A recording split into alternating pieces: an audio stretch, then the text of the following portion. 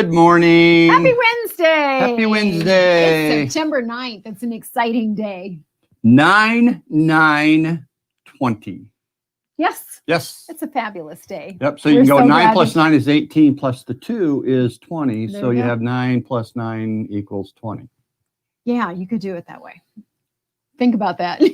I'm Kim Spillers. I'm Frank Spillers. This is Cece, our Wooka Raccoon. She's our mascot. She helps us welcome. Oh, hello.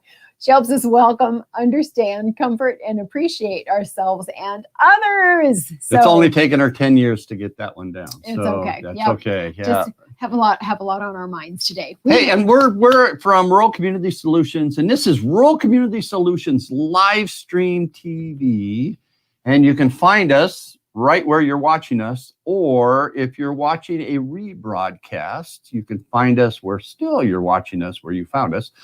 But in case you don't want to miss, or in case you want to catch, words matter, in case you want to catch every episode, then go to our YouTube channel and hit that subscribe button.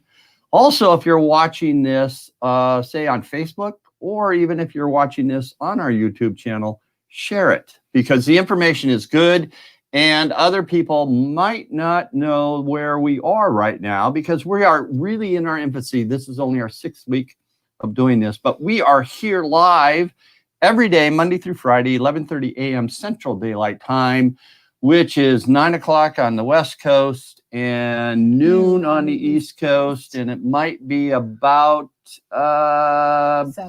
7 o'clock in England, maybe 8 o'clock in Paris. Yeah. And tomorrow in Australia. Yeah. So, you know. What we do at Rural Community Solutions is help you design family-friendly, youth-centered places. We are all about rural communities and talk about all kinds of topics for rural communities. So if that's you, you're in exactly the right spot, and we're glad you're here. Thank you. But it's not all types of topics about rural communities. It is specific topics about rural communities that will help you grow and help you design your community that attracts people, attracts home-based businesses, a teleworkforce, entrepreneurs. How do you support an entrepreneurial environment? That is really where we're at, because in rural America today, your strategic advantage for growth and to create the economy that you want is entrepreneurship. That is your foundation. But even closer to the ground on foundation is, how do you build great relationships? That's where the magic starts to happen. So a couple of weeks ago, we have 4 pillars upon which we base all of our business. We have relationships, we have engagement, we have collaboration, and we have entrepreneurship. And we spent a week on each of those 3, but entrepreneurship is so big. We're spending the entire month of September on entrepreneurship. So if you have a business idea, if you are a small business, if you have a family member or a friend, we want to help that business to be a really vital, exciting business that is prosperous. And so we are going to focus all month long on how a community can support entrepreneurs, how you can get new businesses growing, how you can talk to your kids about new ideas, all of those kinds of things. So this week, what we're doing is we are talking about purpose. Our personal purpose, our business purpose, our purpose in our communities. And we want to make sure that we get across some great information for you to think about, for your community to be a vibrant, prosperous place where people want to move and want to stay and grow their life. But check us tomorrow also, because you want to come back, because it's interview day on Rural Community Solutions TV live stream. We're going to be introducing Don Mackey, the Vice President of E2 Entrepreneurial Ecosystems, on exactly why entrepreneurship, why a community should have entrepreneurial-led development. What is the purpose of that, and why should you be doing that as a community now? And that's an important. So come back 11:30 a.m. Central Daylight Time tomorrow for that interview, as we ask questions at the expert. We ask the expert of Don Mackey, why entrepreneurship? Why is that important? So switching. I was going to say, are we segueing? Are we? Yeah, might be segueing. Okay. Click, got to turn that little switch All on. right. So, hey, give us a little shout in the comment section. Tell us you're there. And even if you are listening on a rebroadcast, we really want you to know what you thought of our broadcast, what you learned, what your big takeaway was, How we can and help you. suggestions on how it can go deeper, how we can help you better. Just give us those, and who might be a good person to interview in your community or in your field as a expert. That's it. Live TV, people. Yeah, I might have to go back to bed here shortly. Okay, but this is the important part of it, because this is the community. Why would your community want to support entrepreneurship?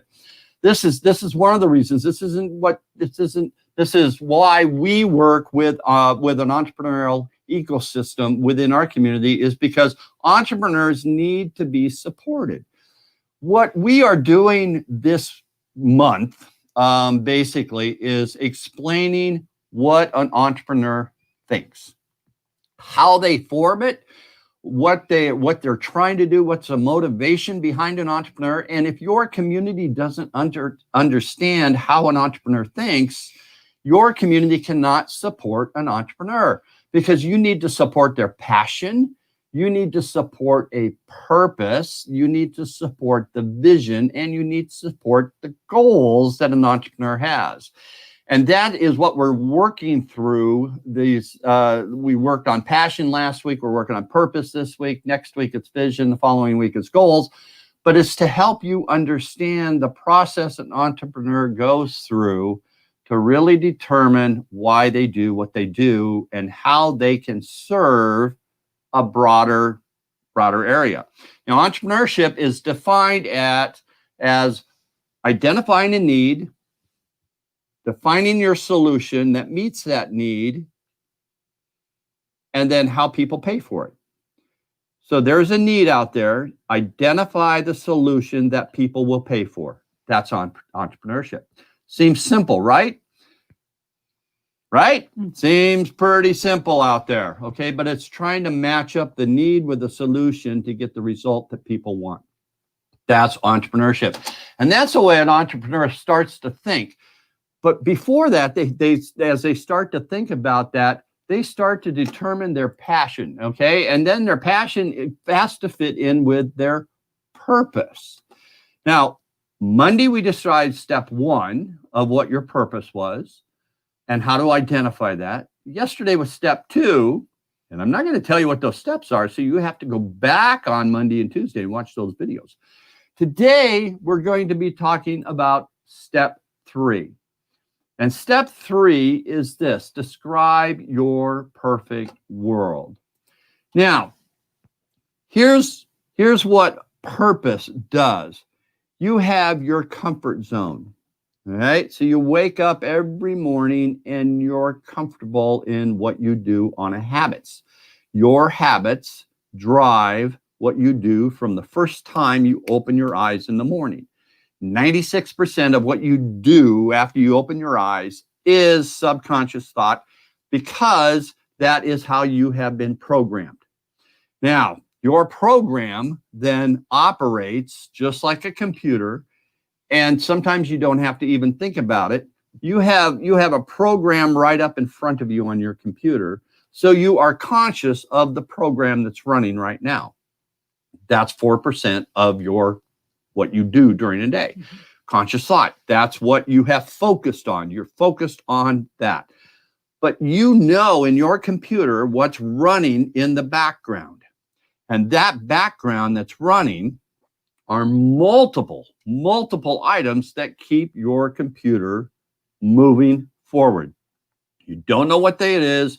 You're not focused on what it is. It's BIOS. It's that basically the DOS system. If you go way back to when they were created, and it's either a Windows format or an Apple format or whatever you're using. That's all has running in the background stuff. That's 96% of your program. Now, that's your comfort zone. And so you want to figure out where you want to be. You want to change the world. What you do, what an entrepreneur does every day, is to change the world. That's why they are in business, because they want to control what they change. They want to control the world that they change. That's why they don't work for somebody else, because they have identified a need and they have looked at a solution and they are working on the solution to identify that need that's going to monetize it.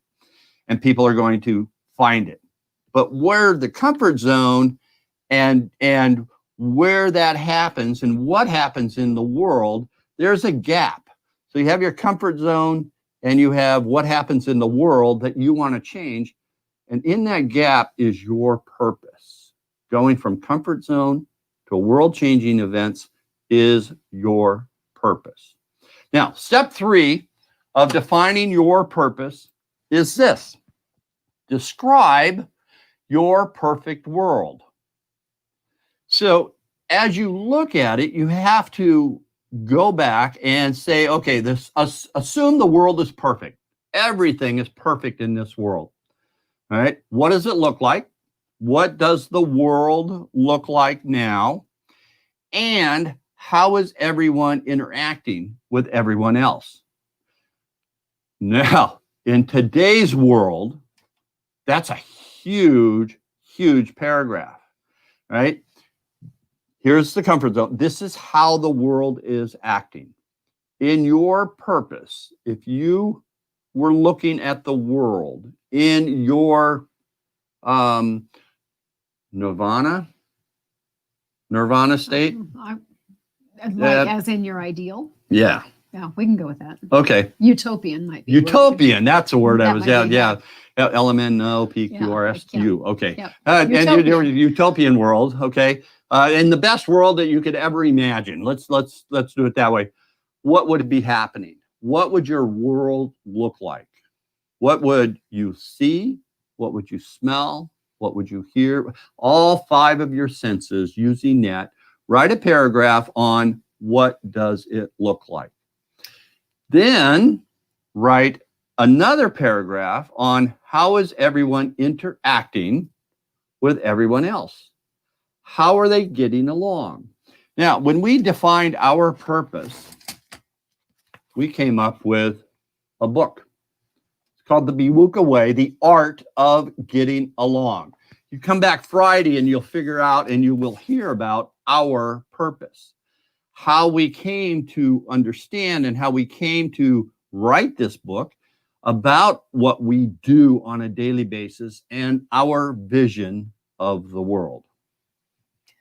Yes. Did you have something? Well, I was going to say for people who have just joined us today, the part 1 and part 2, these are all exercises, obviously. So we would want you to get a piece of paper.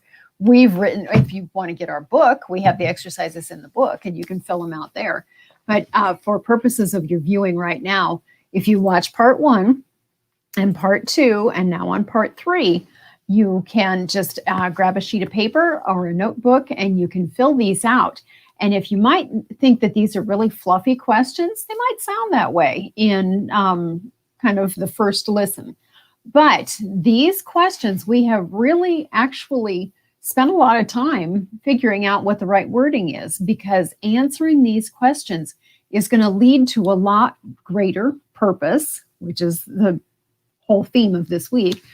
And it's going to lead to concrete steps that we're going to talk to you next week about creating a vision, and then literal steps to set goals the week after that. So we have this all laid out for you in very concrete, easy to use steps that may seem fluffy, but they really will make a difference if you actually do the exercises.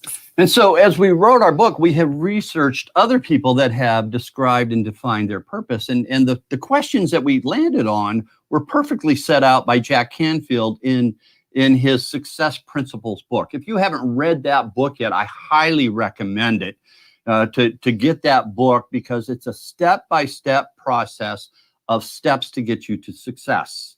Now, you have to define success, what it means to you, but the principles, and steps to get you there are key. I mean, that's it. And so we have taken his definition of purpose and his questions, and we have written them for our chapter on comfort because comfort is all about how comfortable are you within your skin. All right. And so that is, you know, your passions, you know, your purpose, you have a vision for the future you wish to create, and you have goals to get you there. When you are working in that realm, you are comfortable in your own skin. And that's what an entrepreneur is. They are comfortable in their own skin. They are comfortable in doing what they're passionate about. They are comfortable in moving forward. That's their comfort zone. And being in that and expanding that comfort zone is what they want to do. And so this step 3, describing your perfect world, is how you're going to address the people that aren't in your perfect world. How do you make that world your perfect world? And in our book, The BWOOCA Way, The Art of Getting Along, that you can get at ruralcommunitysolutions.com, in fact, it's the ebook. And if you go to the workshop and store link, you can see our book there. You can purchase it. $2.99. It's cheap. It's, let me tell you, it's not cheap. It's inexpensive. It's inexpensive for you. Very, very valuable in what that is. But in our book, we have a story that's called Breath of Purpose. Right? And in this story, it's my account of how I feel, my interpretation of really how you get your breath and what your breath means in relationship to purpose. Because when you are born, and we're going through that today, right? Well, we aren't. We're expecting a grandbaby today, so that's our frame. Yeah, of we're reference. not. Woo! Hey. But we're really excited. We are. Number 12 today. Yes. 12. That's right. 12 grandbabies. 12 today. Yep, All we're right. very Here we Breath go. of But purpose. breath of purpose. Yes. The first thing that baby will do in the physical world, the very first thing that baby will do in the physical world is take a breath. Breathe in. Feel his or her lungs with oxygen. The air, the environment around is going to come into that baby. That's going to ignite the purpose. And you breathe. Every time you breathe, you are alive. You have that breath of purpose within you. When my father-in-law, Kim's father, back in 2011, passed away, there's Kim, Kim's brother, my brother-in-law, and myself were around the bed in the very last moments. And as I was watching the process, the breathing, it was up and down all the time. The breathing was constant. It was getting shallow, but it was still there. And as long as that breath was still there was purpose in the body. As long as that breathing was taking place, no matter how shallow it was getting. But as he looked, and he looked me right in the eye, and I'll never forget this, he looked me right in the eye. He didn't say a word, but he did breathe his last breath. And it went out. It just went. And there was no more. He had served his purpose. His purpose on this earth, he had served, no matter what that was. And so as long as you have breath, you have purpose. And you have to figure that out. You have to ask yourself, why are you here? And we have asked communities, why are you here? That's important. That is a really valuable story, just to give an illustration of what life does and to bring purpose. When we go in to work with rural communities, we ask them, why does your community exist? Should your community continue to exist? And when we ask that question, these are some of the answers that we will hear back. We'll hear, well, it's always been here. The community's always been here. It has history. Our family is here. Well, my job and my business is here. It's home. It's in a good location. We can definitely say that about where we live. It's in a great location between metropolitan areas. It's near family. We have family who live nearby. Or the flip side of that is it's away from our family. Some people answer that way too. People like it here. They're happy here in our community. It's a nice town to live in. Well, the really important thing is that people saw and grew opportunities in your community. And what we want to know, that we challenge you to think about, is whether or not do those opportunities still exist? Is your town still living its purpose? Is it time to think about a new purpose? Could there be some reinvention of your community? And so we challenge you, as you're thinking about your own personal perfect world, think about one for your community as well. So what is your community purpose? Because if I take that list of my families here, my question is why? Why is your family there? Right? Because that makes you dig deeper. Or it's home. Why? Mm-hmm. Why is it your home? Why do you feel like this community is your home? Is that your purpose? You have to dig deeper than that. Or our town is a nice place to live in. Why? It might be a nice place to live in for you, but not for your neighbor. And if your community is losing its population, there is a whole host of people that your community is not a nice place to live in. So why is your community there? Why does your community exist? What is its purpose? And you have to help define that purpose. And as you do that, write your answer statement in the present tense. Okay, describe the ultimate condition that it's there in the perfect world as you see it and as you feel it. What is your world look like? What does that world look like for you? Right? How do you describe it? What do you feel? What emotion does it invoke? Because you remember the why. Okay, that why is part of your limbic brain. Why is the ignition, that spark into a person that they want to buy. That's why they buy items.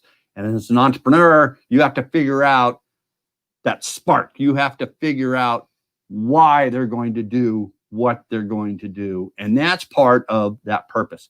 You have that purpose in there. And when you think about your purpose and you think about that statement, it should really excite you.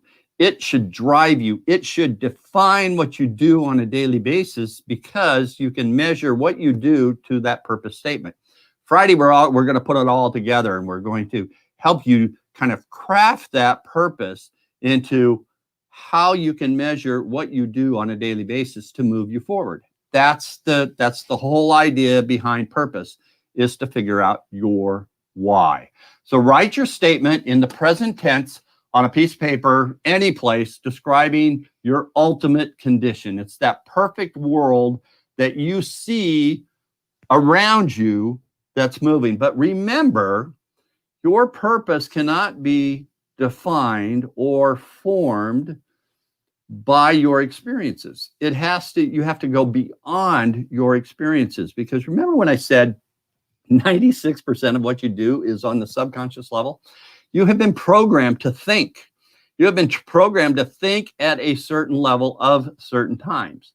It's just like, I think I told this story before, maybe on a different video, but it is a family that's fixing a roast for dinner. All right, everybody in the family is over there. It is a family get together, and the daughter, okay, the youngest daughter, whose house this is at, one of the kids, everybody's over there. She's putting the roast into a pan.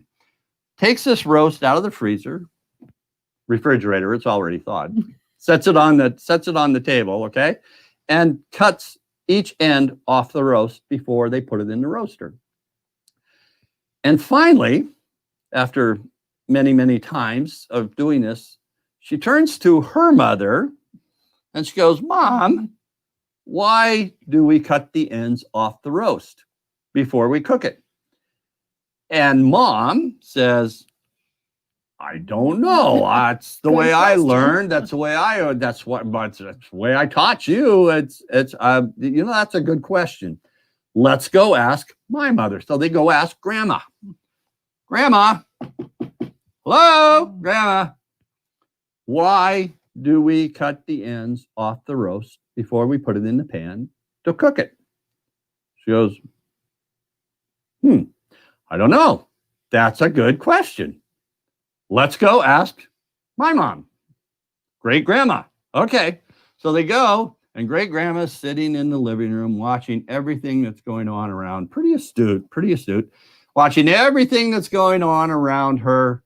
And all three of them, the daughter, the mom, grandma, look at great grandma and go, great grandma, how come you taught us to cut the ends off the roast before we put it in the pan, before we cook it? Does it make the roast taste better? Great grandma just kind of looked at them all and said, well, I don't know why you guys cut the ends off the roast, but I cut the ends off the roast because that's how it fit in the pan I used. So what happened was great grandma or grandma was watching great grandma cook as they were growing up, and then copied how great grandma cooked. And that was a habit, that was an environment that was passed on from generation to generation. And so that created an environment of a learned habit, but nobody knew why they did it.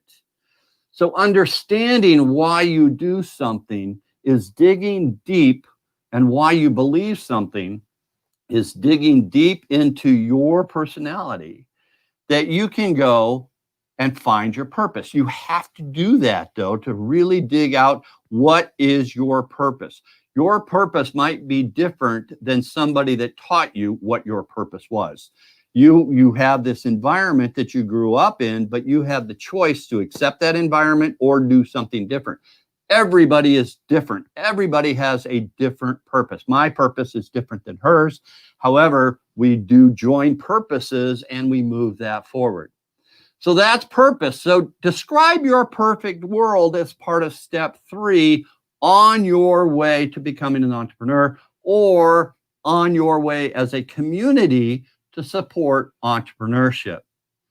And that is the very important part that you want to do, is how do you describe your purpose? Because this is deep, it's personal, and it drives you. It defines who you are, and it defines what you do on a daily basis. It's a great exercise. And I had a vision next week and setting goals the week after that.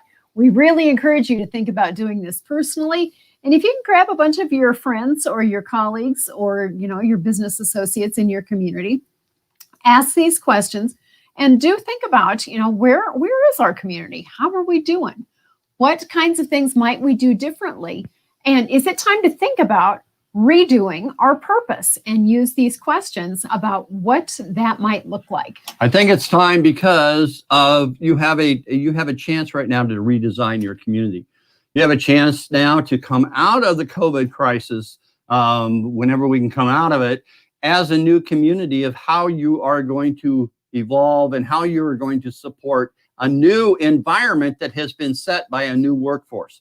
You have a workforce and you have an environment that has an opportunity to attract people, not just attract businesses, because it's a new environment. You can attract a teleworker.